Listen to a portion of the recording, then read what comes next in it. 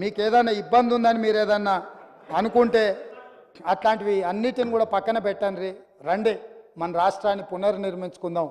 9.5 సంవత్సరాల్లో జరిగిన విధ్వంసాన్ని మళ్ళీ ఈరోజు పునర్నిర్మించుకోవడానికి అవసరమైన సహకారం అందరి నుంచి నేను ఆశిస్తున్నా అధ్యక్ష. ఒక రైతు బిడ్డగా చిన్న వయసులో నాకు ఈ గొప్ప అవకాశం వచ్చింది.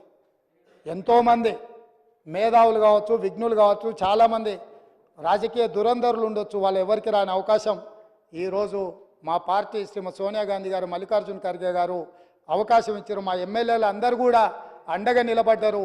నేను అధ్యక్షుడిగా, అప్పుడప్పుడు ఇది ప్రజా తీర్పు కాదు పార్టీ తీర్పు అని, నేను అధ్యక్షుడిగా ప్రజల దగ్గరికి వెళ్ళిన అధ్యక్ష. నా అధ్యక్షతను ఎన్నికలు చేసినాం.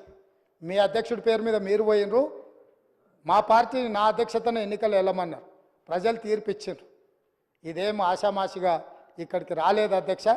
తప్పకుండా ప్రజా తీర్పును గౌరవిస్తాం, ప్రజా సమస్యలను పరిష్కరిస్తాం. ప్రతిపక్షంగా మీ బాధ్యతను నెరవేర్చండి, మిగతా విషయాలు ముందు ముందు మాట్లాడుకుందామని తెలియజేస్తూ ఇంత అవకాశం ఇచ్చి వివరాలు చెప్పడానికి మీరు అవకాశం ఇచ్చినందుకు మీకు మరొక్కసారి మనస్ఫూర్తిగా ధన్యవాదాలు, కృతజ్ఞతలు తెలియజేస్తున్నా అధ్యక్ష.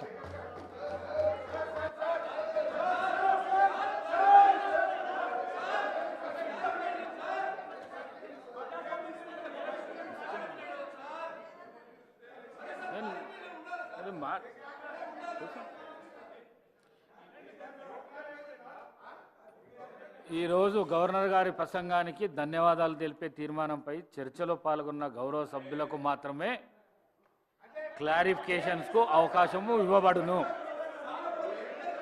పల్లా రాజేశ్వర రెడ్డి గారు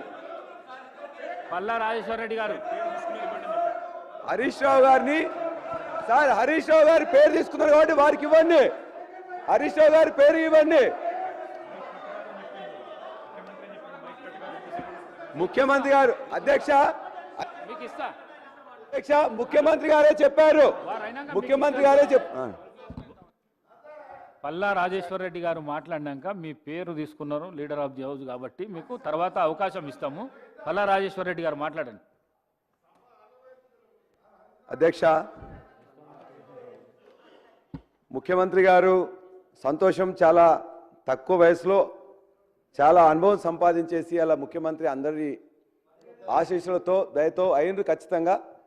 కానీ వాళ్ళు ఇప్పుడు మాట్లాడిన దరిదాపుగా గంట సమయంలో కూడా ప్రజలకు సంబంధించిన విషయాల్లో కాకుండా అనేక వారు కొన్ని మాట్లాడినరు. తప్పనిసరిగా తెలంగాణ తల్లిని గత ప్రభుత్వం కానీ లేక బీఆర్ఎస్ ప్రభుత్వం 2014 తర్వాత వచ్చి చేసింది కాదు అధ్యక్ష.